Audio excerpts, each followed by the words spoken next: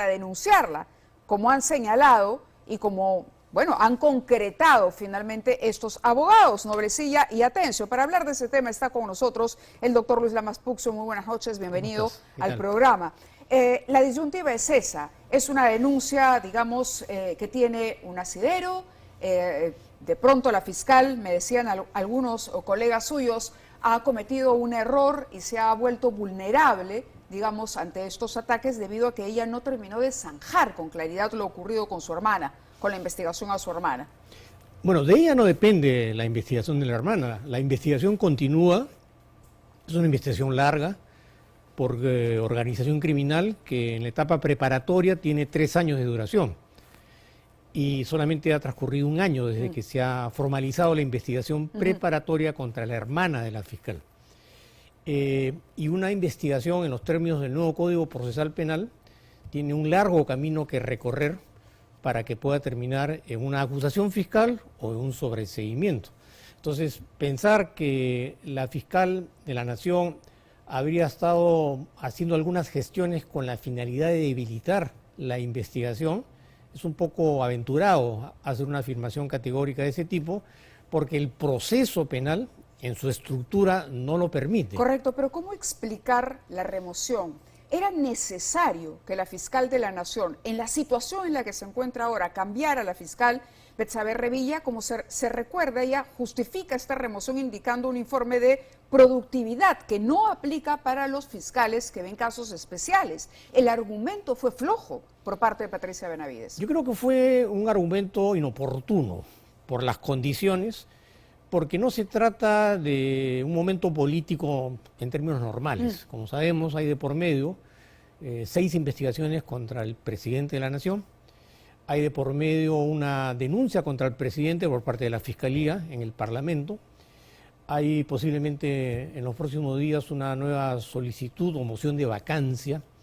Y la fiscal se ha convertido, digamos, en el eje central en este debate, en un tema de responsabilidad penal, que es la primera vez que se investiga a un presidente. Hay otro timing que no hemos anotado, que tiene que ver con esta denuncia que presentaría la fiscal, esta acusación constitucional en contra del presidente, entonces, de la que ya han estado circulando algunos documentos, borradores, en los que se va acopiando la información y se van unificando para que ya no sean tantas carpetas, sino se están acumulando para poder, digamos, fortalecer la investigación. Avanzando, así es. Y precisamente se ha venido comentando mucho sobre eso. ¿Usted cree que ahí hay una oportunidad ideal para esta denuncia? Yo creo que el escenario político es bastante tenso y controvertido y la fiscal ocupa un papel fundamental. Si no fuera por esta fiscal de la Nación no se podría haber investigado al presidente. Tanto es así que, entre otras acciones, se ha reducido de manera significativa el presupuesto del Ministerio Público. ¿También lo considera por motivos políticos? ¿Usted diría que ahí el Ejecutivo ha recortado el presupuesto porque quiere poner en aprietos a la fiscal? ¿Es una manera de venganza por las investigaciones? Yo creo que es en alguna medida desestabilizar Castillo financieramente el Ministerio Público, que es una institución que necesita clamorosamente recursos económicos. Porque el recorte ha sido drástico, en palabras de Patricia Benavides. Así es, casi un 70% de disminución. Entonces, un recorte de esa naturaleza desestabiliza con mayor razón a una institución que ya venía menos por la carencia de recursos económicos. Entonces, para analizar esta denuncia, en el aspecto formal, porque en el fondo deja mucho que desear también, hay que valorar todos estos aspectos, ¿no? Entonces, en términos políticos, mi opinión personal es que no sería una denuncia gratuita. Además, hay otros acontecimientos periféricos a la denuncia, como son la actitud que asumen algunos medios de comunicación, algunos periodistas que hacen una serie de aseveraciones, y eso en alguna medida haría para pensar... Para el exministro del Interior, para Walter Albán, la fiscal está deslegitimada. Pese a que él considera que el trabajo del Ministerio Público es adecuado y que la investigación contra el presidente debe proceder, él dice que la fiscal se deslegitimó con esa decisión. Betsabe Revilla logró que el Poder Judicial dictara comparecencia con restricciones contra la hermana de Patricia Benavides, Emma Benavides, esto hasta septiembre de 2023, y ordenó el pago de una caución de 50.000 soles. No cometió un error la fiscal, sobre todo al no haber aclarado, al no haber sido más contundente y transparente con esta medida. Bueno, habría que conocer también qué cosa es lo que ha sucedido en el interior del Ministerio Público, ¿no? Porque hay una serie de controversias respecto a fiscales que han sido alejados de investigaciones, hay una respuesta de estos fiscales, hay un manejo soterrado de la información privada dentro de las investigaciones, están la información pero de ¿pudo haberlo resuelto de otra manera, de repente a través de una fiscalía ad hoc? Yo creo que este es un tema que en todo caso debería ser resuelto en el plano administrativo, pero no trascender al plano de la responsabilidad penal, porque acá lo que se persigue no es solamente un cuestionamiento funcional a la fiscal, sino alejarla de la función ¿Cree fiscal. que el objetivo es Pero por retirar supuesto, a Patricia porque Benavides? a cada rato se deja entrever la posibilidad de que la lleven a la Junta Nacional de Justicia, para que la inhabiliten o la desautoricen en el ejercicio de su función. Bueno, con lo lo ha cual, dicho en su momento Aníbal Torres también, con ¿no? lo cual Ha todas las criticado, y el investigaciones... propio presidente ha hecho eco de esto, insinuando de manera muy directa, no indirecta, muy directa, Así es. que la Fiscalía está de la mano con los cuellos blancos. Bueno, es un dicho, ¿no? Porque hacer aseveraciones de ese tipo es muy fácil. El problema es demostrarlo. Y además el manejo en las redes tiene mucho efecto, ¿no? Claro, lo que sí es un hecho es que la hermana de la fiscal de la Nación está acusada de haber cobrado sobornos a cambio de liberar a investigados del narcotráfico. Correcto. Entre ellos, Roberto Gómez Herrara, alias Huevo, considerado uno de los máximos cabecillas de este delito a nivel internacional. ¿No? Patricia Benavides había señalado que ella no iba a tener ninguna injerencia cuando se presentó ante el jurado. Entonces, aquí habría una contradicción. Digo que la perjudica cuando es muy importante el trabajo que está ejecutando. Claro, pero, cuando ella debería estar, más bien, tratar de blindarse alrededor y evitar dejar algún tipo de resquicio donde pueda ser aprovechado, digamos, por los políticos investigados ahora. Pero el que realmente investiga, o investigó y sigue investigando, es otro fiscal, el fiscal Alcides Chinchay, que es el fiscal operativo, el que ha participado en todas las diligencias. Okay. Eso es una garantía, de mi opinión personal, porque se trata de un fiscal absolutamente correcto. Él conoce muy bien este caso y continúa en la labor. Si realmente hubiera sido, como se afirma en esta denuncia, un intento para debilitar la labor de la Fiscalía, lo primero que debieron haber sacado también al fiscal Alcides Chinchay, porque él es realmente el fiscal ejecutor, ¿no? Doctor, queríamos abordar otro tema también. El día de ayer se conoció la designación del nuevo Procurador General de la República, ¿correcto? Del Estado. Javier León es vinculado a Fernando Ceballos, ¿no? Al lunarejo en falsificación de documentos y al haber sido su asesor legal. Esto encendió las alarmas de este procurador que reemplaza a María Carvajulca, que vamos, también tenía su propia historia. Y todo esto, estas son decisiones del ministro Chero, un ministro que además ha hecho junto al ministro de Trabajo, el señor Salas, y a otro ministro adicional, son más incluso los ministros que se han convertido en una suerte de voceros defensores del presidente. A partir de esta decisión, nosotros hemos hurgado de alguna manera en cuál ha sido el desempeño del ministro Chero, que dicho sea de paso, no ha aceptado nunca sentarse aquí a responder sobre estas designaciones. Alonso Dávila tiene el siguiente reportaje y conversamos con el doctor Lamas Puccio aquí en los estudios. Uno de los méritos del presidente Pedro Castillo ha sido rodearse de ministros que lo defiendan a capa y espada. Ministros que, lejos de dedicarse a los asuntos de sus sectores, salgan al frente a defenderlo de las graves acusaciones que hoy pesan sobre él. Uno de ellos ha sido para la oposición, el ministro de Justicia Félix Chero, un acérrimo defensor del presidente Castillo. Nos terminan tildando como los escuderos. Se dice que una de las misiones de este gobierno sería tomar el control de la Procuraduría. Para ello, tras la salida de la procuradora María Carvajulca, el ministro Chero habría puesto en marcha su última hazaña, designar como procurador a Javier León Mancisidor, un personaje vinculado con el narcotráfico. Toda una estrategia de parte del gobierno, o mejor dicho, una conducta de parte del gobierno de copar el Estado. Lo que está pasando está obstruyendo sistémicamente, usando el dinero de todos y el dinero del Estado para defender sus intereses. Es lo que un presidente use el poder del Estado para defenderse de sus investigaciones. es realmente llamativo, más allá de que de por sí está desprestigiando la institución presidencial. El ministro Félix Tchero no es lejano a los procesos judiciales. Su nombre ha estado involucrado en escándalos que hoy se los contamos.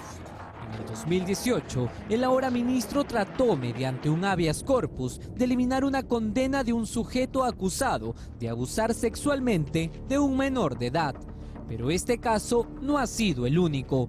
Tchero, en primera instancia, fue sentenciado por un juzgado de Lambayeque por valerse de su función para ejecutar ilícitos en agravio de la Universidad Pedro Ruiz Gallo. Acá tenemos que tener un control del Congreso otra vez y empezar a preguntar por qué una persona así puede ser designada. Ahora nos van a decir seguramente que, y este es un escudo, casi un lema del gobierno, es que como no está sentenciado, esta persona tiene la presunción de inocencia. Pese a todo este historial, Félix Tchero, tras el llamado del exministro del Interior Juan Carrasco Millones, fue designado en agosto del 2021 como el director general de la Defensoría de la Policía Nacional. Luego de ello, en marzo de este año, dio el gran salto al Ministerio de Justicia. Sí, juro. Desde aquel entonces, Tchero ha defendido con esmero al presidente y a este cuestionado gobierno. 1. Yo creo que cerrar el Congreso de la República o lanzarle un misil de cuestión de confianza es legítimo, es constitucional hacerlo. 2. No por cualquier capricho se van a entregar cámaras para ver cómo es que se resuelven las políticas públicas y los secretos de Estado. Y 3. El presidente de la República, él está tranquilo porque es consciente que no ha participado en ningún acto de corrupción. Nosotros tenemos convicción y firmeza de que creemos en su versión. El asesor jurídico del presidente termina siendo su abogado defensor. Y eso lo que genera pues es una confusión en los roles. El presidente tiene un abogado defensor y ahí debe tener su fuero. El ministro de Justicia está para otra cosa, no para eso. Félix Tchero, tras la última decisión, podría verse en aprietos. En el Congreso ya cuestionan su último nombramiento, que podría costarle hasta su cargo. Comentarios, doctor, por favor. Mira, la cosa es más grave todavía porque emitieron un decreto supremo, si bien no recuerdo, autorizando a determinados ministros que bajo el esquema de la protección de las políticas de Estado salieran a defender al presidente de la República. Es decir, lo que están haciendo estos ministros es algo inédito en la historia funcional de nuestro país. Pero esta última designación puede costarle el puesto a Tchero. Sí, pero digamos que son reemplazables. El sentido del cargo está tan desmerecido que constantemente el nombramiento de personas que no tienen las condiciones se ha convertido en una práctica.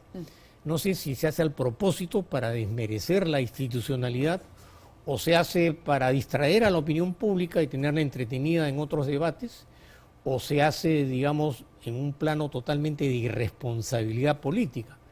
Pero lo real y lo cierto es que ministros que son incondicionales, que sobrepasan sus funciones, se convierten en abogados, salen a los medios de comunicación. Pero toman decisiones como esta. Vamos, la Claro. Procuraduría ya con la señora Carvajulca, y aquí se advirtió, fue público. Pero, hasta que la Contraloría no realizó y no emitió un informe, el gobierno no atinó a separarla. Es decir, si la Contraloría no emitía ese informe formal, digamos, que ese documento que se entregó y que donde se dice la señora ha incumplido esto, esto y esto, entonces no la cambiaban. Y la han cambiado por alguien que ha estado investigado por falsificar documentos y que ha sido abogado o asesor legal de un narcotraficante. Sí, claro, es una constante. Ese es el procurador, el defensor del Estado. Es el que representa los intereses del Exacto, Estado en el plano exacto. judicial, que Eso, debería ser eso una va persona más allá que... de una mala designación. No, eso no se trata de una mala designación, yo creo que esto ha sido premeditado en forma sistemática, justamente para generar este tipo de, digamos, desavenencias, por plantearlo menos, y tener, digamos, los cargos inmersos en estos debates que son estériles, pero que en última instancia perjudican la institucionalidad en el país, porque se trata de una persona que debería reunir condiciones mínimas para ejercer una función tan importante que además su antecedente o la persona que lo ha antecedido también ha sido objeto de cuestionamiento. Entonces, si a ti te están diciendo de manera clara a través de informes de la oposición, de la Contraloría, que esto no debe ser así, y tú vuelves a repetir, reincides, incluso de una manera más agravada, pone en evidencia que se trata incluso de una actitud premeditada, por decirlo menos, ¿no? Vamos a otro tema. Quería aprovechar que está el doctor Lamas Puccio con nosotros para hablar también de esta denuncia. Yo lo decía al inicio del programa, una denuncia que se ha presentado en contra de la ministra de la Mujer. Esas cosas extrañas que suceden, la ministra de la Mujer ha sido denunciada por violencia. ¿Quién denuncia a la ministra de la Mujer? Ella es Claudia Liliana Dávila Moscoso de Peña. La denuncia su concuñado, decía yo, porque resulta ser la pareja, en fin, hay una relación, digamos, que en la práctica lo pone en esa situación de concuñado. Dice, manifiesta haber sido víctima de agresión, Alfredo Juan González Salas, manifiesta haber sido víctima de agresión física por parte del hermano de su conviviente, es decir, la señora ministra. La persona de Luis Alfredo Segarra Casas, el marido, que lo redujo cogiéndolo del cuello, posteriormente lo puso sobre el suelo, mientras la pareja de este, es decir, la ministra, le propinaba patadas en la cabeza. Hecho ocurrido el día 1 de octubre a las 6 de la mañana, en circunstancias en que se encontraba en una reunión social en el interior del domicilio. Parece que había una reunión. El denunciante dice, yo había consumido sustancias narcóticas y finalmente por eso es que me invitan a retirarme, pero lo hacen con violencia. ¿Cuáles han sido los descargos de la ministra? Esta mañana ella dijo esto sobre los hechos ocurridos. Vamos a escuchar a la ministra de la Mujer y regresamos con el doctor aquí. Al momento que yo subo, el amigo de mi esposo me dice, ese señor está absolutamente drogado. Tenía los ojos fuera de sí, estaba desorbitado, nos insultaba, golpeaba. Entonces en ese momento yo dije, vamos a llamar a la policía porque este señor no se puede quedar en la casa de mi suegra, es un peligro. Entonces llamamos a la policía, debe haber registro de llamadas al 105, yo llamo al 105, comunico el hecho de ir, le paso el teléfono a mi suegra para que dé la dirección exacta.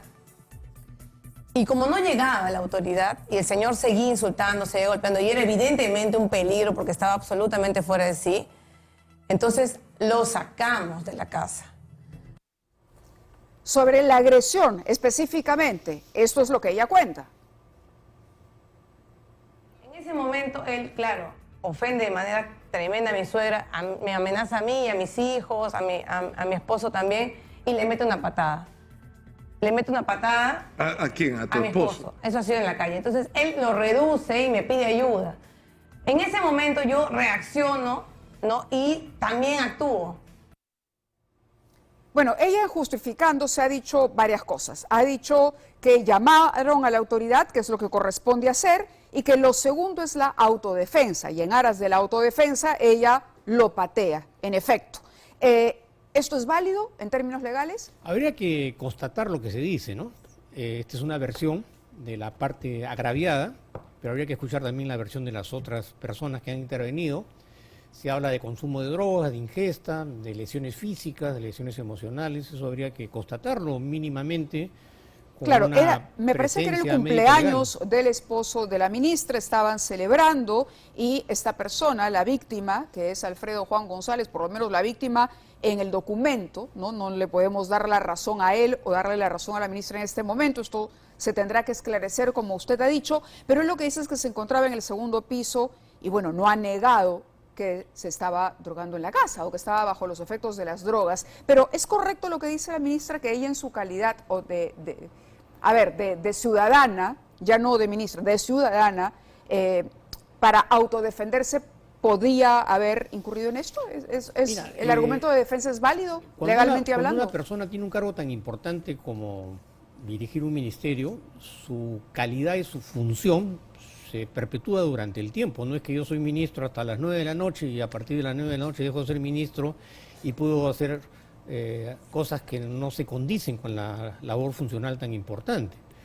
Ese es un primer aspecto, ¿no? El segundo aspecto es un tema lamentable y deplorable, que una ministra de una u otra manera se ve involucrada en estos hechos. Ahora, pero ella dice que ha salido precisamente a dar la cara porque este denunciante la estuvo extorsionando a propósito de eso. Entonces ya surgen otros elementos que requerían ser constatados y verificados, a ver si es cierto.